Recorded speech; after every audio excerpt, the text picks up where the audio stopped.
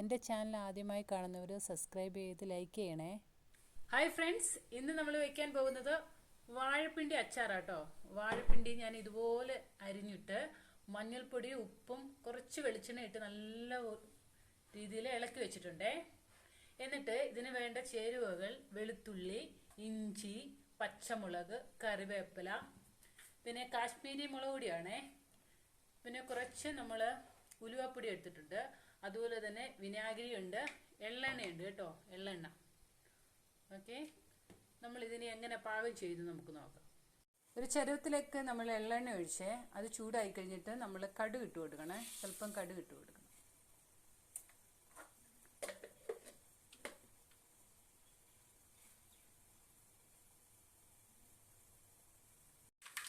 കടുക് നന്നായി പൊട്ടിക്കഴിഞ്ഞിട്ട് നമ്മൾ ഇഞ്ചി ഇട്ട് കൊടുക്കണേ. അരിഞ്ഞ് വെച്ച് ഇഞ്ചി ഇട്ട് കൊടുക്കണം.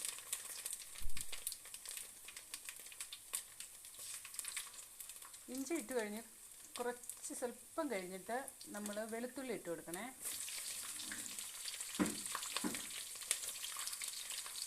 അതിനോടൊപ്പം തന്നെ അരിഞ്ഞു വെച്ച പച്ചമുളക്,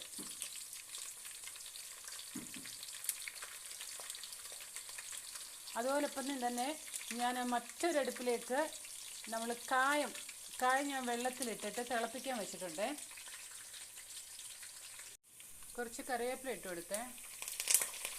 ഞാൻ ഗ്യാസ് ഓഫ് ചെയ്തേ. ഒരു ഗോൾഡൻ കളർ ആയിക്കഴിഞ്ഞ് ഗ്യാസ് ഓഫ് ചെയ്തിട്ട് ഞാൻ ഈ മുളക് പൊടിയും ഉലുവാപ്പൊടിയും ഇട്ട് കൊടുക്കുവാണേ. എന്നിട്ട് നന്നായി ഇളക്കി കൊടുക്കണേ, അല്ലെങ്കിൽ അടി പിടിക്കും. എടുത്തു വെച്ചിരിക്കുന്ന വാഴപ്പിണ്ടി ഞാൻ അതിലേക്ക് ചേർത്ത് കൊടുക്കുവാണേ. എന്നിട്ട് നന്നായി ഇളക്കി കൊടുക്കണേ. ഒരു 5 മിനിറ്റ് നമ്മൾ അടച്ചു വെക്കുകയാണേ, വേകാൻ വേണ്ടി.